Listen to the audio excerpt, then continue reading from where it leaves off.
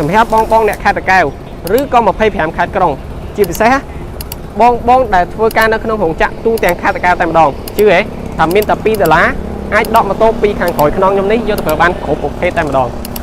បាទបងប្អូនស្ដាប់អត់ច្រឡំទេណាមានតែ$2គឺអាចដកម៉ូតូពី Honda Chaihi យកទៅប្រើបានគ្រប់ប្រភេទជាពិសេសជិះបានមួយខែចំងលុយបាទហើយចំពោះការបងប្រាក់មានចាប់តាំងពី$60 $70 $80 $90ទៅតាមប្រភេទម៉ូតូដែលបងប្អូនជ្រើសរើសមានដូចជាអាសង់ Scoopy Beat Zoomer និងប្រភេទផ្សេងជាច្រើនទៀតអញ្ចឹងសម្រាប់បងជាអ្នករោងចក្រ